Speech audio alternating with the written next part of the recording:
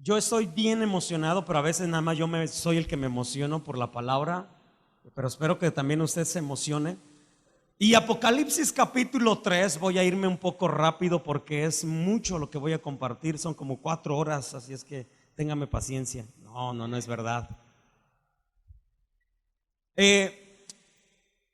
Apocalipsis capítulo 3, desde el capítulo 2 y capítulo 3, Dios envía 7 cartas para la iglesia en 7 tiempos. Y las primeras cartas son los primeros tiempos de la iglesia. La iglesia ha pasado por 7 periodos. Estamos en el 6º y 7º. El número 6 y el número 7 están caminando juntos. Es nuestra iglesia. Hoy en este lugar, en la iglesia Nueva Esperanza, puede haber gente Filadelfia y gente Laodicense. Y ahorita lo vamos a entender. La iglesia Filadelfia es la iglesia que se consagra, la iglesia que se aparta, la iglesia que camina diferente, la iglesia que se purifica, la iglesia que se guarda. Y la iglesia laodicense es la iglesia que se cree rica, que la iglesia que se cree que no necesita humillarse delante de Dios, que no. Bueno, es una iglesia muy moderna donde han sacado al Espíritu Santo de las reuniones, han sacado al Espíritu Santo y los milagros de las reuniones y se han vuelto solamente sociales. Entonces es la iglesia de nuestros tiempos. Estas dos iglesias, estos dos tiempos están caminando juntos, y es muy importante que podamos leer porque son nuestros tiempos. Apocalipsis 3 versículo 7 escribe al ángel de la iglesia en Filadelfia: esto dice el santo, el verdadero, el que tiene la llave de David, el que abre y ninguno cierra, y cierra y ninguno abre. Yo conozco tus obras, y aquí he puesto delante de ti una puerta abierta, la cual nadie puede cerrar, porque aunque tienes poca fuerza, mire lo que le está diciendo a esta iglesia: aunque tienes poca fuerza, has guardado mi palabra y no has negado mi nombre. He aquí yo entrego de la sinagoga de Satanás a los que se dicen ser judíos y no lo son, sino que mienten. He aquí yo haré que vengan y se postren a tus pies y reconozcan que yo te he amado. Verso 10: por cuanto has guardado la palabra de mi paciencia, yo también te guardaré de la hora de la prueba que ha de venir sobre el mundo entero. O sea, si usted no cree que viene algo terrible, viene algo totalmente y catastróficamente terrible. Y dice: yo te guardaré de la hora de la prueba que ha de venir sobre el mundo entero, para probar a los que moran sobre la tierra. He aquí yo vengo pronto. Y nos dice en esa noche: retén lo que tienes para que ninguno tome tu corona.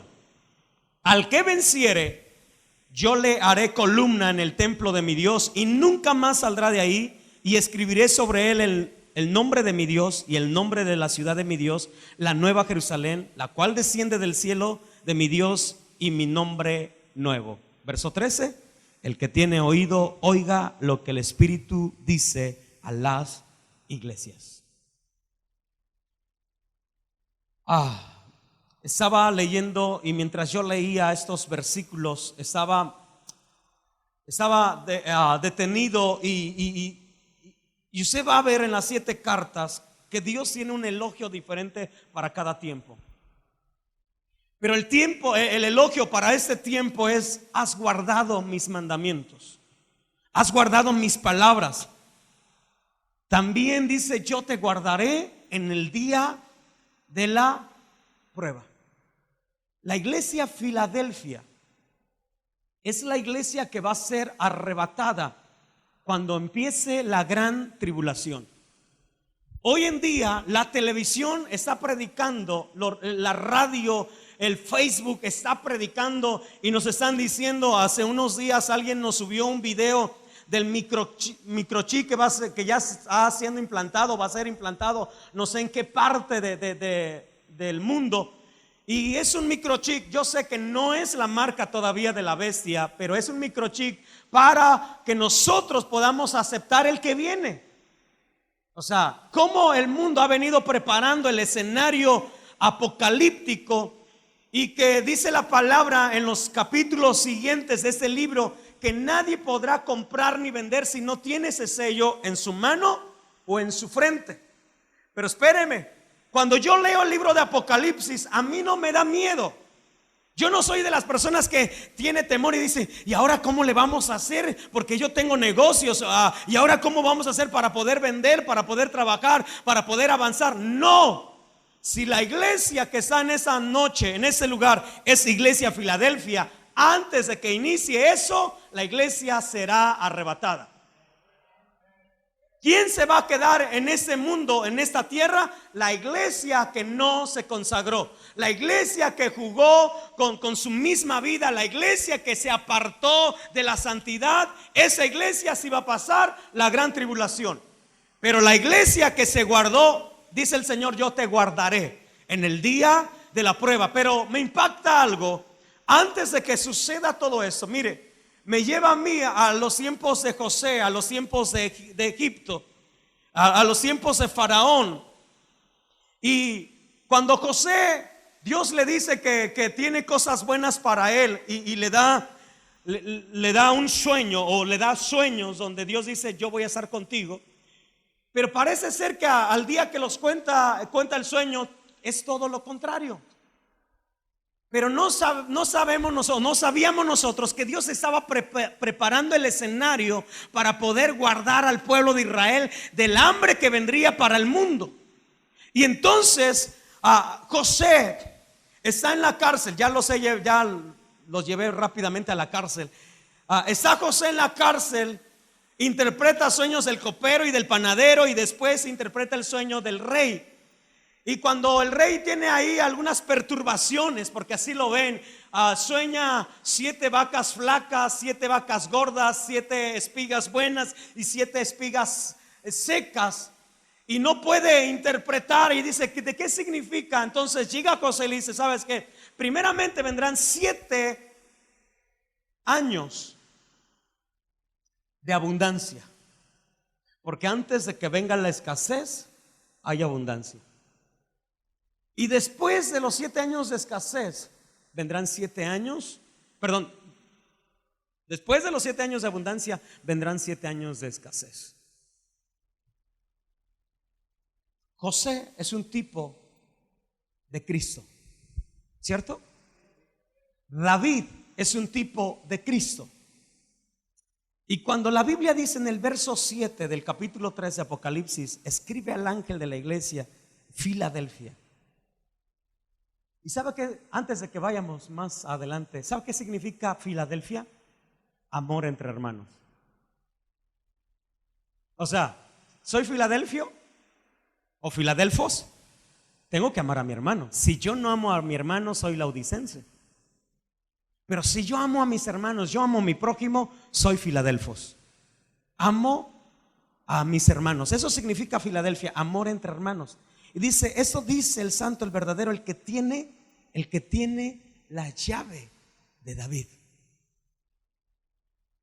¿Por qué a Jesús se le da esa llave, la llave de David? Así es que en estos días me puse a investigar como loco.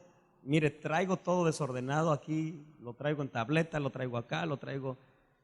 Y me puse a investigar la historia de David. Y esa llave de David abre 7 puertas. Yo estuve tan emocionado para empezar, porque yo decía, la iglesia Filadelfia está en el capítulo 3, es número de Dios. Está en el verso 7, número perfecto, ¿cierto? Y si usted lee, ¿cuántos versículos se agarra para hablar de la iglesia Filadelfia? 7. O sea, una iglesia totalmente en su perfección. Y entonces usted va a leer en su casa detenido y nos habla de 7 puertas. Apocalipsis capítulo 3, versículo 7. 7 puertas que la iglesia tiene para poder ser una iglesia preponderante, para ser una iglesia victoriosa, para ser una iglesia que trascienda, para ser una iglesia que la gente se quede sorprendida y que diga: ¿cómo es posible que de esa iglesia salgan tanto ministerio? ¿Cómo es posible que de esa iglesia haya tanta bendición? ¿Cómo es posible que los que van a esa iglesia no paguen pisaje? ¿Cómo es posible que esa iglesia no tenga que estar en procesos, sino que es una iglesia que solamente tiene que orar y todo lo que desate será desatado, todo lo que ate será atado? Es una iglesia que Dios, Jesús, le dio las llaves a la iglesia. Y es una iglesia que yo veo 7 puertas rápidamente. Está la puerta de la mente, la puerta del corazón, está la puerta de los ojos, está la puerta del oído. Por eso dice: el que oiga, el que pueda oír, dice, oiga lo que dice el Espíritu Santo. Está la puerta de la matriz. Por eso nosotros oramos por gente que no puede tener hijos, y solamente una simple oración cambia todas las cosas. Estuvimos siguiendo mucho tiempo a Cultura, y en la escuela tengo amigos que de repente, después de terminar la reunión, nos íbamos a comer unas ricas hamburguesas. Y yo le preguntaba a unos amigos, Pipe, ustedes conocen a Pipe, el pianista, y yo le decía: oye, ¿y ustedes qué onda? ¿Cuándo van a tener hijos? Y ellos se miraban el uno al otro y decían: ay, pastor, ya no, ni queremos que nos ilusione. La verdad, ya son muchos años que la gente viene y pone sus manos y nos dice que vamos a tener hijos. Hemos estado en procesos, hemos pasado por momentos difíciles. Ya mi esposa está cansada de todo eso. Y yo recuerdo que en una ocasión yo le dije: pues las veces que yo he orado por la gente que no puede tener hijos, Dios les da hijos. Y te voy a decir una cosa: hoy precisamente vi a tu esposa cargando un hijo. Y se quedó así. Y ellos estaban en un proceso y dice: ayúdenos, pastor, a orar. Y le dije: no, es que no va a ser por el proceso. Porque si es por el proceso, tú le vas a dar la gloria al ginecólogo. Y eso no es así. Dios quiere que la gloria sea para Él solo. Él no quiere compartir gloria. Pasó, y en un momento ellos suben en Facebook una publicación.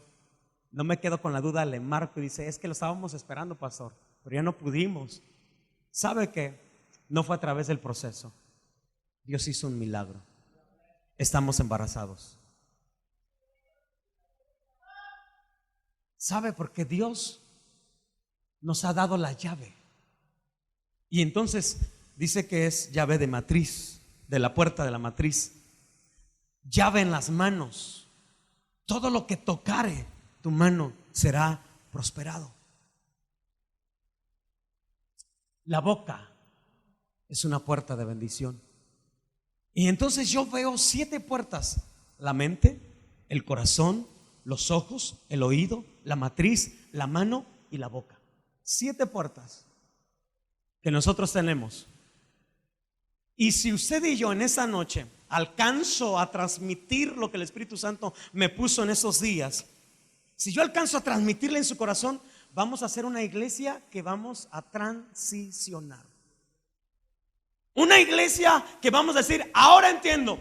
Yo estuve llorando y le decía: Señor, es verdad, son 7 años, estamos terminando en noviembre. El 12 de noviembre para mí fue un proceso y terminé 7 años y he entrado al 8º.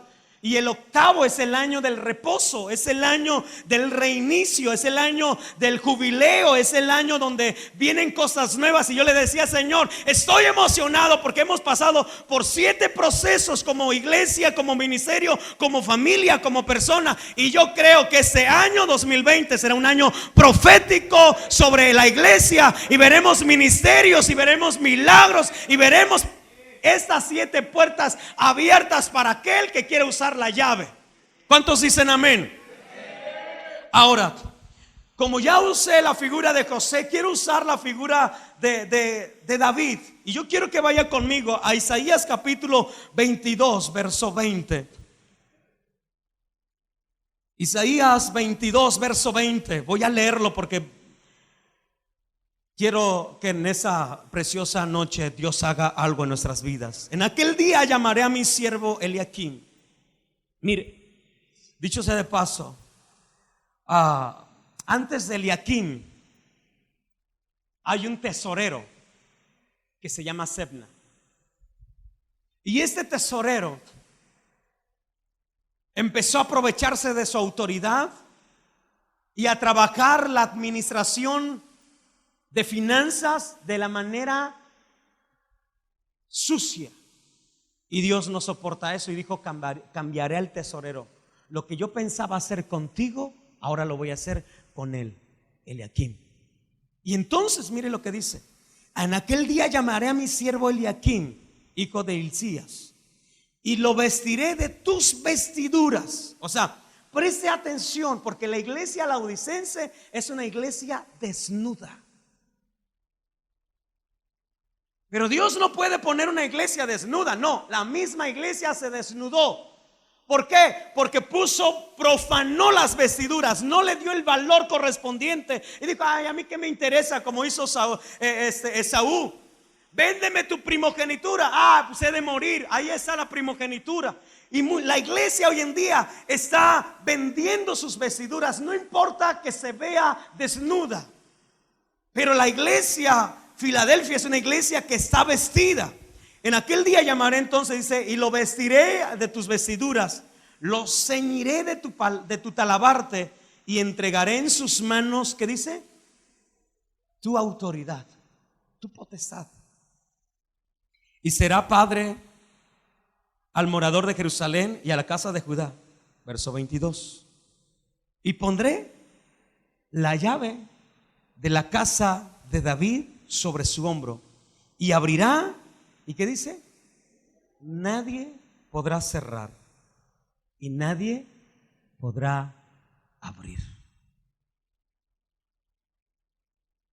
Porque todo lo que decía se cumple. La iglesia tiene que ser, la iglesia de los últimos tiempos es una iglesia profética, que la gente tiene que venir. Mire, a mí me dio gusto cuando el presidente fue a la alianza y a decir: ayúdenos. Es que está mirando a los pastores como luz para esta ciudad, como una esperanza para esta ciudad. La iglesia Nueva Esperanza debe de ser una iglesia que, como decía alguien, que nosotros hagamos lo que nuestro nombre dice: demos esperanza a familias. Pero debemos de usar nuestra llave, la llave de Dios, la llave de David. Dice: y pondré la llave de la casa de David sobre su hombro, abrirá y nadie podrá cerrar. Y mire lo que dice la palabra: y me dijo, el verso 2, me dijo Jehová: esta puerta estará, ¿qué? No se abrirá ni entrará por ella hombre, porque Jehová Dios de Israel entró por ella, y estará por tanto cerrada. Esa llave la tiene Jesús. Y dice el versículo 5: y me dijo Jehová: hijo de hombre, pon atención. Y mire que dice: mira. O sea, ahí está una puerta. Mira, ¿qué? Con tus ojos, y oye con tus oídos. ¿Sabe que la iglesia Filadelfia es una iglesia profética? Yo no sé si usted me crea, pero yo sí creo a la palabra de Dios. La iglesia Filadelfia verá la gloria de Dios. No va a oír la gloria de Dios, verá la gloria de Dios. Antes de que la iglesia sea levantada, vendrá un mover del Espíritu Santo de una manera sobrenatural. No vamos a poder controlar lo que va a venir. Y yo creo que los grandes avivamientos han surgido de grandes persecuciones. Desde Hechos capítulo 7, capítulo 8, nosotros vemos la muerte del primer mártir, Esteban, pero fue una persecución. Pero a través de la persecución hubo una multiplicación, un avivamiento que nadie podía controlar. Agarraban a los apóstoles, los metían a la cárcel, y las mismas cárceles se abrían porque había un avivamiento. El carcelero, aún el mismo carcelero se convertía, los gentiles se convertían, ya no podían controlar. Hicieron Hechos capítulo 15, hicieron un concilio y dijeron: ¿cómo vamos a hacer? ¿Cómo vamos a parar? Los gentiles se están convirtiendo. ¿Qué vamos a hacer? Alguien dijo, no podemos parar eso porque es obra del Espíritu Santo. Y sabe, yo estoy esperando ese mover, pero tiene que ser en la iglesia Filadelfia. Y dice el versículo 5, entonces mira y con tus ojos y oye con tus oídos todo lo que yo he hablado contigo sobre todas las ordenanzas de la casa de Jehová y todas sus leyes, y pon atención a las entradas de la casa y todas las salidas del santuario. Verso 7, de traer extranjeros incircuncisos de corazón e incircuncisos de carne para estar en mi santuario, para contaminar mi casa de ofrenda, de ofrecer mi pan y la grosura, la sangre. Y todo el capítulo 44 me habla de dos tipos de servidores a partir del capítulo 15. Mas los sacerdotes, levitas, hijos de Sadoc, que guardaron las ordenanzas, el santuario, cuando los hijos de Israel se apartaron de mí, ellos se acercarán para ministrar ante mí, y delante de mí estarán para ofrecer la grosura y la sangre, dice Jehová el Señor. Y bueno, y ahí viene un grupo de sacerdotes que podrán entrar. Los otros solamente van a servir.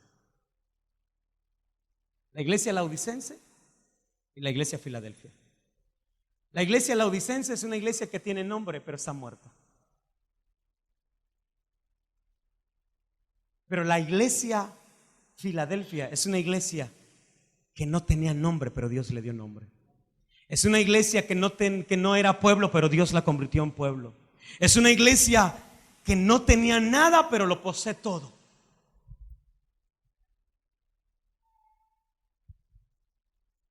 Y yo quiero que vayamos a la historia de David, y le voy a dar 7 cosas que David obtuvo sin tener nada. ¿De acuerdo? ¿Está preparado? ¿Sí? Número 1, David no tenía propósito. David no entraba en el propósito, porque David no era ni el primero, ni el segundo, ni el tercero, ni el cuarto, ni el quinto, ni el sexto, ni el séptimo. Era el octavo. Su padre no lo contaba como hijo. ¿Se acuerdan? Primer libro de Samuel, capítulo 16, cuando ese anciano llega a la casa de Isaí, llamado Samuel, y le dice: llama a tus hijos porque uno de ellos será el próximo rey. Y pasan los primeros hijos y él va queriendo ungir. Dios le dice: este no es, ese no es. Pasan los 7 y dice: ese no es. Y entonces el anciano dice: no nos sentaremos a la mesa, sino viene el que es. Y entonces Isaí dice: tengo otro que está escondido, está allá en los campos de Belén. No había propósito en él.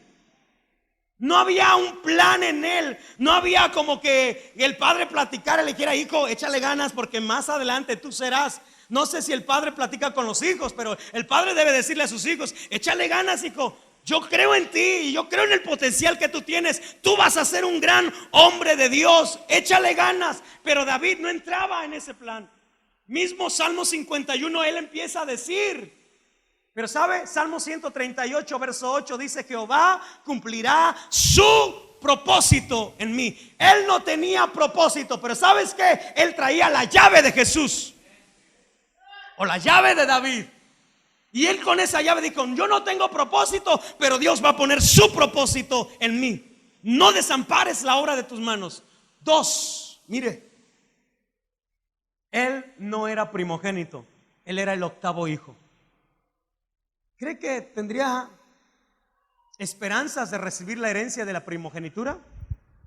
Si moría el primero, pasaba al segundo. Tendría que matar a los 7. Pero vaya conmigo a Salmos 89. Yo quedé sorprendido con lo que leí.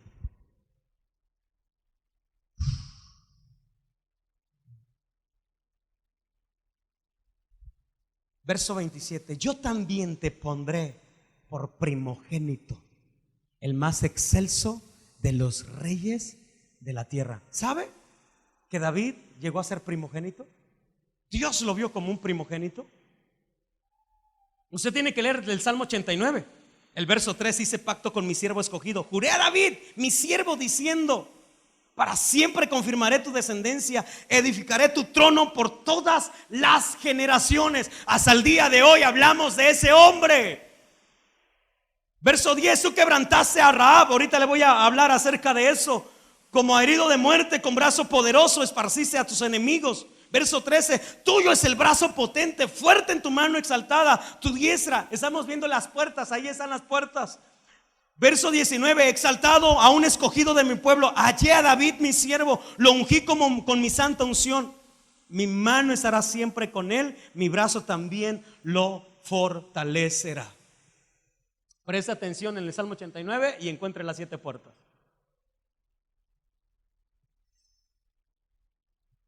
Él no era primogénito y Dios lo llamó primogénito. Ahorita me va a entender. Le estoy pidiendo al Señor que le dé gracia a usted y sabiduría, porque yo estoy bien emocionado. Mire, es que, hermano, a veces nos balconeamos y ya mi mamá ya me regañó que balconeo mucho mi vida y la de mi casa. Pero se siente feo cuando en tu familia no te tienen incluido. Ya no estoy diciendo que soy el caso, es el caso de mi primo. Se siente feo cuando tú sabes que se reunieron y se sentaron en la mesa sin tu presencia. Eso se siente feo. Se siente feo que desde niño parece que tú eras un cero a la izquierda y había una preferencia para alguien. Eso se siente feo. No había propósito. Cuando se tenía que hablar de las cualidades de los hijos, hablaban de uno y del otro ni hablamos, no hay gracia en él. Eso se siente feo. ¿Sabe? Eso lo vivió David. Cuando no ponen esperanza en ti. Yo le voy a decir una cosa: Dios ha puesto su confianza en usted. Esa es la razón que en esa noche usted está en ese lugar, y que todo puede transformar en su casa si usted en esa noche toma la llave de David y dice: yo voy a abrir esas puertas. Si no soy el primogénito, voy a ser el primogénito. Si no soy una persona con propósito, Dios va a poner su propósito en mí. Voy a cumplir no mis sueños, sino los sueños de Dios. Número 3, él no era soldado. Él quería ser soldado, pero él no había sido llamado para la guerra. Primer libro de Samuel, capítulo 17, versículo 39. Nosotros vemos que él llega al campo de le dice, empieza a escuchar a ese gigante llamado Goliat. Alguien puede venir y pelear contra mí. Todos los soldados, hombres de guerra, se esconden. Pero llega un hombrecito, llega un hombre de Dios, llega un hombre que ha confiado y que ha puesto su confianza en Dios, y dijo: a este incircunciso, no lo vio hacia arriba, sino lo vio hacia abajo, a este incircunciso yo lo puedo destruir en el nombre de Jehová de los ejércitos. Entonces Saúl le dice: ¿sabes qué? Ponte mi ropa. Y ciñó David su espada sobre sus vestidos y probó a andar, porque nunca había hecho, no dice que lo habían aprobado, no había hecho ni la prueba. Él iba a estar para toda su vida siendo un pastor de ovejas. Y todavía ahí yo me alegro, digo, son ovejas y no cabras. Porque ser pastor de ovejas es diferente, ya se lo dije el domingo pasado, y ser ovejas de cabras es diferente. Pero él iba a ser toda la vida pastor de ovejas. Pero ¿saben qué? Dios ya lo había llamado. Y sabe, aunque él no era soldado, él peleó como un soldado y derribó al gigante y avergonzó a los escuadrones de Israel, diciendo: ¿ya ven? Yo sí confío en mi Dios. ¿Cuántos dicen amén? Sus hermanos se burlaron. Usted tiene que leer la historia. Sus hermanos se enojaron con él y dijeron: oye, tú eres un chamaco, no tienes experiencia en guerra. Cuando Dios ha puesto la mirada sobre ti, va a hacerte brillar. Dice la palabra que de lo vil y menospreciado nos escogió Dios para avergonzar a los sabios. Pero Dios me escogió.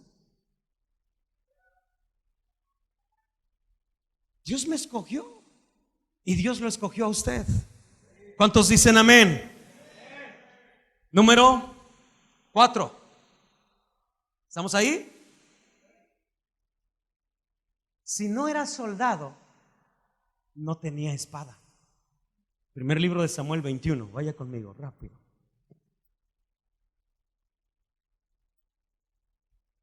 Y todo esto, yo quisiera que usted tuviera el tiempo en su casa para espiritualizarlo, porque todo eso es espiritual, hermano.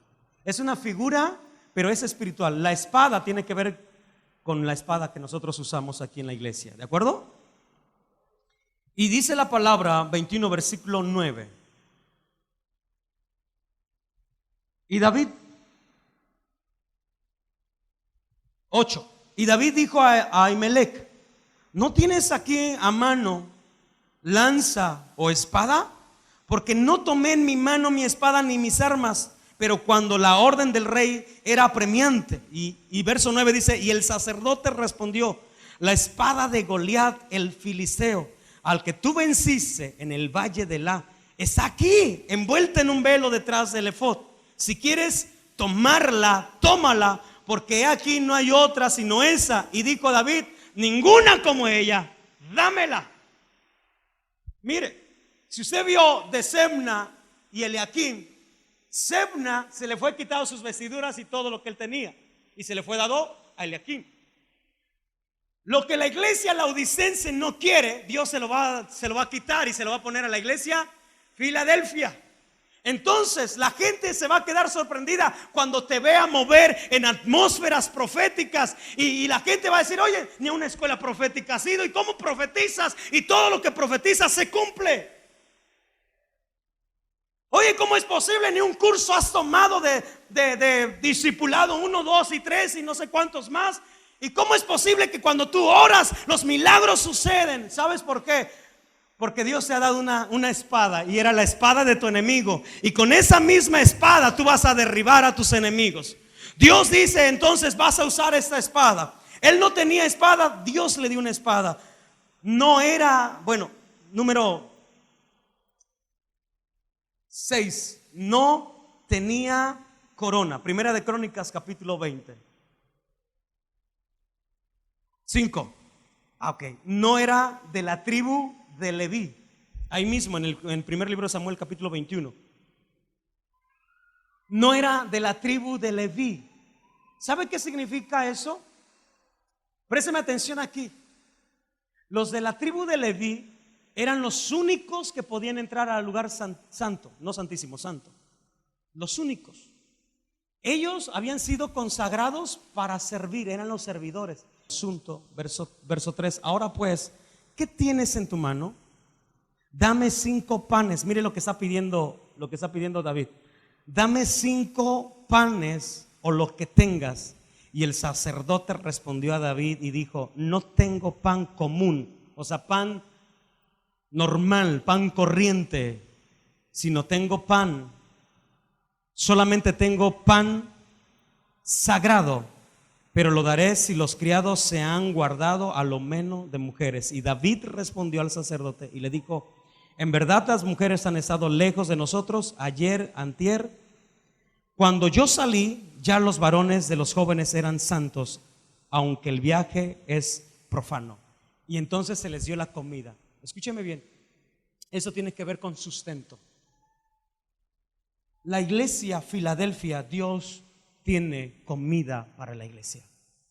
Hace algunos años, mi casa o el ministerio, y incluye mi casa, mi familia, estábamos en Huitzuco, y teníamos sueños de salir de las 4 paredes de la iglesia e ir a darle una sonrisa a los niños, con una pelota, con un guisado, con una película. Pero no teníamos nada, no teníamos bocina, no teníamos micrófono, no teníamos videoproyector, no teníamos nada. Pero el Señor me dio una palabra y me dijo: ve y compra vino y leche sin dinero. ¿Y sabe qué empecé a hacer? Empecé a decir: Señor, yo necesito un proyector, necesito una computadora, necesito eso, necesito el otro. Y en menos de un año el Señor nos dio todo, sin dinero. De hecho, los 3 carros que hemos tenido nosotros en nuestra casa han sido regalados. Ni un carro hemos comprado nosotros. Todos así han sido regalados porque tenemos esa promesa del Señor. Ayer mi esposa hizo limpieza en la cocina y me dijo: abre el refrigerador. Y abrí el refrigerador y me dice: ¿ya lo viste cómo está? vacío totalmente. Pero hoy, a mediodía, bueno, ya por la tarde, se llenó al full. Y no compramos nosotros nada. Porque el Señor dice: yo te doy la llave. David no tenía para comer, pero él se acercó y dijo: dame 5. Él no estaba diciendo: oye, me das ahí de lo que te sobra. No, me dijo: dame 5 panes. Representan los 5 ministerios. Una iglesia debe moverse en los 5 ministerios. Una iglesia debe fluir en esos 5 ministerios. ¿Cuántos dicen gloria a Dios? Voy más adelante. No tenía 6 horas así, no tenía corona. Usted sabe que cuando es la transición de David, antes de David, estaba, ¿quién era el primer rey sobre Israel? Saúl. Y después de Saúl, David. Pero en la transición no se hizo como todos los pueblos lo hacen. El rey tenía que quitarse la corona y ponérsela a David. Pero ¿sabe qué estaba haciendo Saúl? Buscándolo para matar. No le iba a dar la corona, le iba a dar una espada atravesada sobre su cuerpo.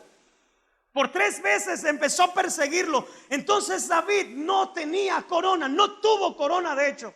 No había corona. Y David no fue un hombre que dijera: yo quiero la corona de Saúl y ahora que ha muerto la voy a ir a traer. No, pero dice en la Biblia, primer libro de Crónicas, capítulo 20, verso 2. Si lo puedes poner en pantalla.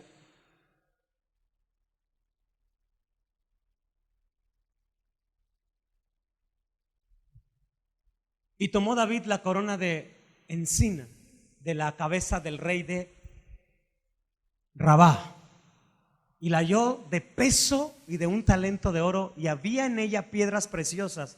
¿Y qué dice? ¿Qué dice? Y fue puesta sobre la cabeza de David. Además de esto, sacó de la ciudad muy grande botín. No tenía corona, pero Dios ya tenía una corona con piedras preciosas.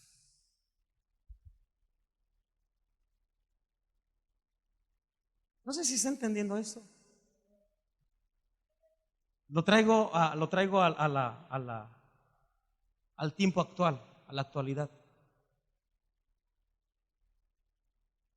No hay una forma de un establecimiento, de un título ante gobernación, ante las autoridades competentes, pero Dios ya tiene. No sé si está entendiendo. O sea, no debemos de estar como que apurados para que eso se cumpla. No, todo en su tiempo. Dios ya tiene todo lo que la iglesia Nueva Esperanza necesita.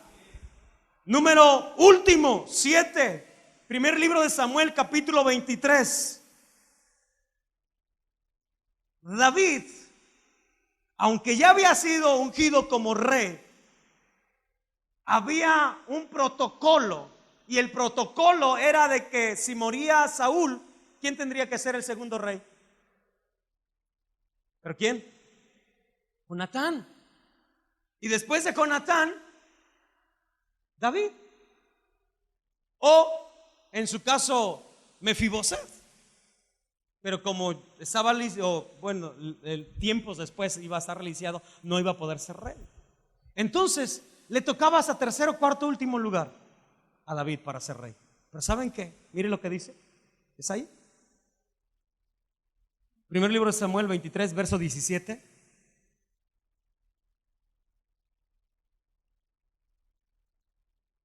Y le dijo: no temas. Mire, está diciendo esas palabras. ¿Cómo me ministran? Porque son las palabras de un amigo.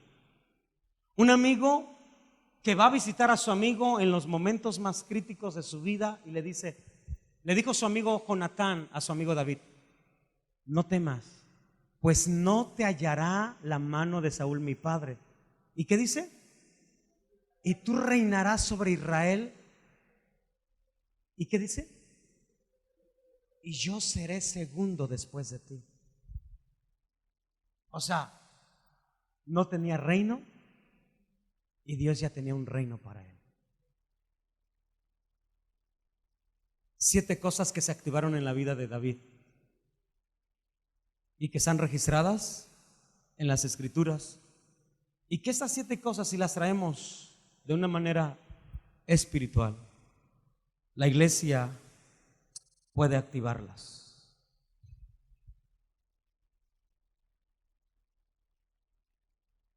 Y cuando dice Apocalipsis, vaya ahí conmigo, Apocalipsis 3, verso 7 solamente. Escribe al ángel de la iglesia en Filadelfia, eso dice el santo, el verdadero, el que tiene la llave de David, el que abre y ninguno cierra, y cierra y ninguno abre. Ahora que estuvimos dando la clase de teología sistemática, toqué el punto de cristología. Y en el punto de cristología, a mí me ministra mucho el tema de Cristo, cómo es de que Cristo, siendo el Hijo de Dios, siendo Dios, de hecho dice Filipenses capítulo 2, versículo 5, siendo Dios, se despojó de su deidad para convertirse en siervo. No dice hombre, dice siervo. Y yo veo en Jesús algunas cosas que Él trae la llave y que abren 7 cosas en su vida. Y que al final de su ministerio tomó las llaves y se las dio a la iglesia. Y esas llaves son estas, rápido, solamente escriba. Número 1, Él no tenía cuerpo. Cuando Él venía, Él no venía en cuerpo, porque Él venía, según San Juan capítulo 1, verso 18, Él venía y mostraba al Padre, pero Él no tenía cuerpo. Él venía como un ángel, por eso la Biblia lo registra como el ángel de. Y cuando Él decide venir a la tierra como hombre, Él no tenía cuerpo. Y mire lo que dice Hebreos capítulo 10, verso 5.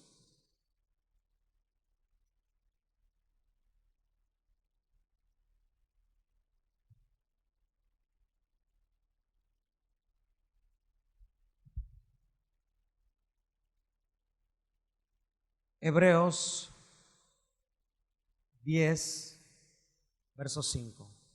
Voy a leerlo. Por lo cual, entrando en el mundo, dice: sacrificio y ofrenda no quisiste, mas me preparaste. ¿Qué?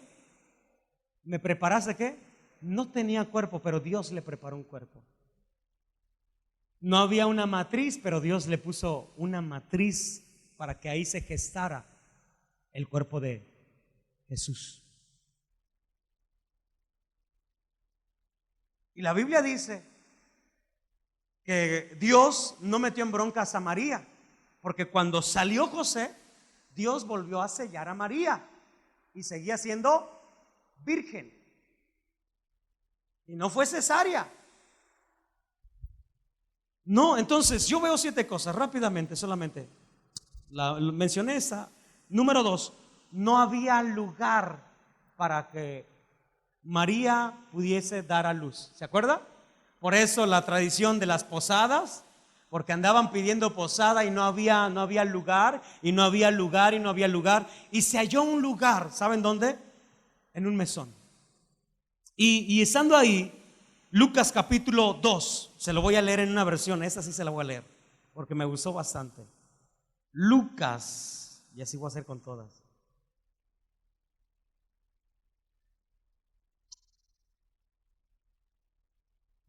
Se lo voy a leer en el código real para que usted llegue a su casa a buscarlo. Y dio a luz, Lucas 2:7, y dio a luz a su hijo primogénito y lo envolvió con mantas sacerdotales. O sea, nuestra versión 60 dice y lo envolvió en pañales. Pero recuerde que los magos, los reyes, los pastores van y le dicen: ¿cómo sabremos que vamos a encontrar al que ha nacido? Porque hemos visto la estrella de Belén. Y entonces le dice: está un niño que va a ser envuelto en pañales, pero no pañales Pampers, no pañales, de aquellos tiempos, ¿de acuerdo? Para no dar más marcas. De aquellos tiempos, no, son pañales que han sido preparados, son sacerdotales. O sea, Dios ya tenía esos pañales sacerdotales. Por eso cuando llegan los reyes del oriente y ven, se dan cuenta que es Él, porque los pañales son sacerdotales. Y esos pañales sacerdotales, según alguna traducción o algún comentarista, dice que eran las mantas que fueron guardadas de Melquisedec. Por eso Él es según el orden de Melquisedec. Habla el rey de Salem cuando sale al encuentro con Abraham. Esas mantas se guardan para envolver al que ha de venir y transformar al mundo. Entonces yo veo aquí que él no tenía un lugar, pero Dios puso un lugar. Un día le dijo San Juan capítulo 6, ya ahora sí me voy. San Juan capítulo 6, un día Jesús le dice a los discípulos: denle de comer a esta gente. Pero los discípulos, ni ellos ni Jesús habían ido al súper a comprar. Eran 5,000 personas. El que ha hecho una fiesta, ha invitado a 100, tira la casa por la ventana y se gasta como 3,000, 4,000 pesos. Y la gente se va hablando mal de la fiesta. ¿Cuánto se gastaría entonces el maestro para darle de comer a 5,000 personas? Y dice, sin contar mujeres y niños, que son los que comen más. Las mujeres y los niños comen más.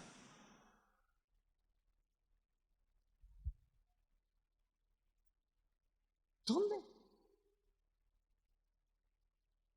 O sea, no sé si ha puesto a empezar. A ver, Jesús, hello, ¿qué piensas? Dijo uno, ni con 200 denarios, el salario de un año de un jornalero, ni con el salario de un año podemos darle de comer a esta gente. ¿Dónde compraremos pan para toda esta gente? Pero un niño guiado por Dios, Jesús sabía que él traía la llave de la provisión y dijo, yo no sé, ¿habrá alguien aquí? Y dice el niño, yo tengo 5 panes y 2 peces. Dios proveyendo comida. Estaba escuchando los testimonios de unos hermanos en Colombia hace algunos años. Creo que fue en el 97, cuando fueron los apagones en Colombia, cuando se desató todo ese desastre de la violencia. La gente empezó a trasladarse, pero solamente la iglesia era enriquecida en esos tiempos. ¿Sabe por qué? Porque tenemos un Dios poderoso. Entonces hay panes y peces. Dios puso panes y peces, la materia prima para el milagro. Los reyes entraban con caballos y era la entrada triunfal de Jesús. Y Jesús no tenía ni un burro, pero Dios ya había preparado a un pollino. Y Dios le dijo a Jesús, ¿sabes qué? Tú ordénale a aquel que vaya a tal lugar, que desate aquella asna y que se venga con su pollino, y tú vas a montar en ese pollino como un hombre manso y humilde. O sea, él no fue a comprar un burro. Dios ya había provisto. Siguiente, estoy terminando. No tenía casa en Jerusalén donde celebrar la Pascua. Marcos capítulo 2 tenía una casa en Capernaum, que era el que él rentaba y que ocupaba para irse a descansar. Pero en Jerusalén se celebraba la Pascua y él no tenía casa. Le voy a dar la cita. Marcos capítulo 14.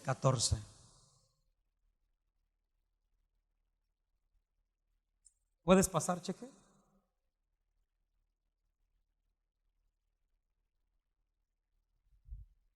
¿Qué dice? ¿Ya lo tenemos en pantalla? Y donde entrare decida el señor de la casa, el maestro dice, ¿dónde está el aposento donde he de comer la Pascua con mis discípulos? O sea, ¿cómo Jesús?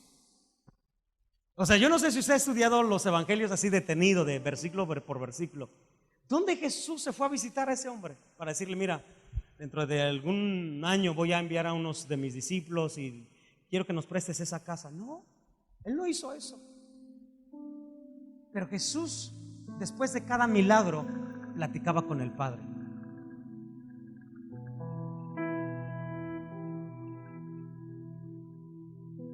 Las oraciones de Jesús no eran como nuestras oraciones.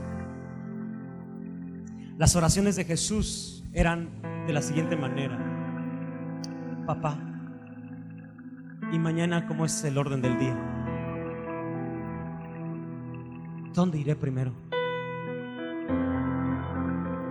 Y Dios le revelaba y le decía: te van a seguir al desierto 5,000 personas. Tú le vas a decir a los discípulos que le den de comer. Yo ya tengo a un niño que va a ir. Lo único que vas a hacer es levantar tus panes y dar gracias. Y a medida que tú digas gracias, el milagro sucederá. Padre, ¿y ahora qué voy a hacer? ¿Sabes? No te preocupes. Yo he venido en visión a ese hombre y le he dicho que prepare un aposento para que tú celebres la Pascua con tu gente. Por eso él confiado decía: y donde entrare, decirle al Señor de esa casa que dónde está el aposento donde se va a celebrar la Pascua.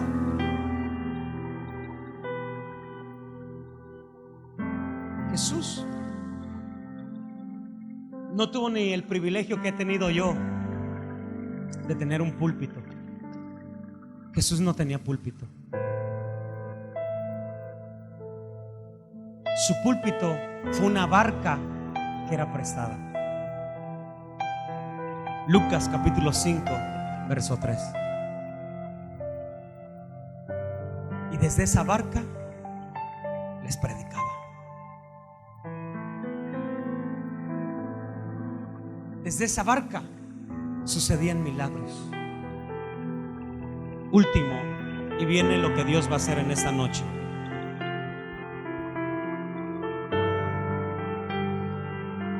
En el día de su muerte, ¿cuántos de nosotros, cuando ya estamos pasando un momento de alguien que está enfermo y que se nos ha diagnosticado o se le ha dicho que tiene pocos días de vida, cuántos de nosotros como que ponemos las manos, los pies sobre la tierra y le decimos: familia, nos tenemos que sentar, ¿dónde lo vamos a enterrar? Yo lo hice con mi familia, con mis hermanas. Si Dios se lleva a mi padre, ¿dónde vamos a enterrar a mi padre? No quiero que ese día andemos corriendo, sino que ya sepamos quién se va a encargar de esto, quién se va a encargar del otro, y que podamos tener todo en orden. ¿Sabe que Dios ya tiene el lugar donde usted y yo vamos a ir? La tierra está tan preparada que nos quiere recibir. Mateo 27, versículos 57 al 60. Sabemos la historia de José de Arimatea, un hombre influyente, un hombre que no tenía su panteón en el panteón municipal. No, él tenía el lugar donde los reyes y la gente preponderante tiene sus sepulcros. Pero él amó tanto al maestro que dijo: yo doy mi sepulcro para que ahí se entierre Jesús.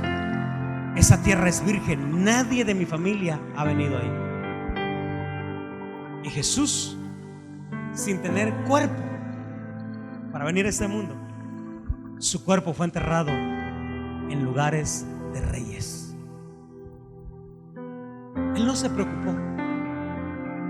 Por eso tú lo veías a Jesús,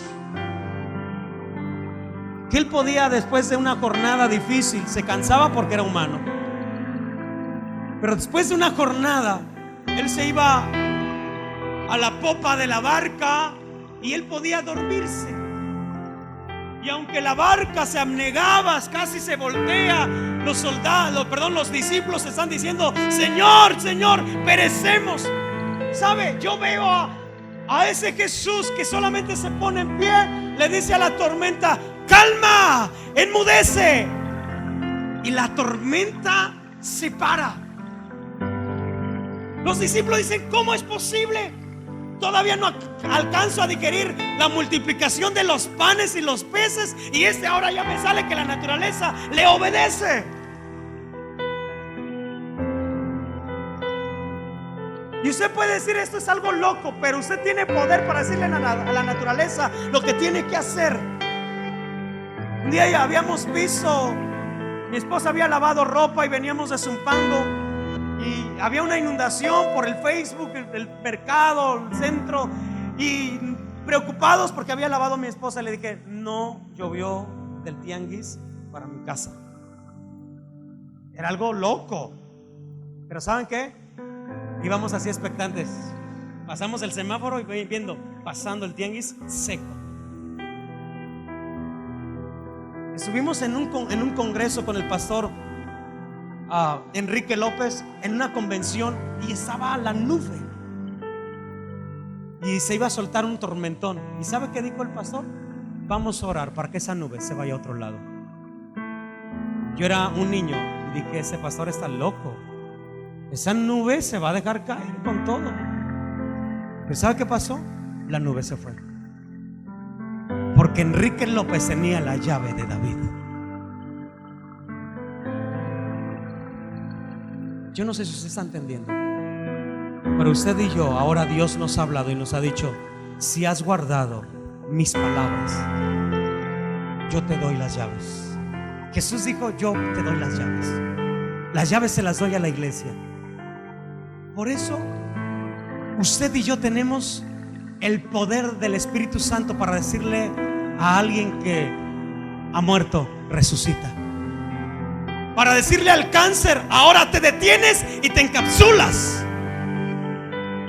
Para decirle a la diabetes, sabes que te vas fuera. Usted y yo tenemos ese poder en el nombre de Jesús, porque Jesús dice en San Juan capítulo 14, y todo lo que yo hice, aún las cosas mayores ustedes las harán. Póngase en pie y vamos a orar por milagros. Vamos a orar y vamos a decirle a aquello que nos está deteniendo, aquello que nos está robando la bendición, no más.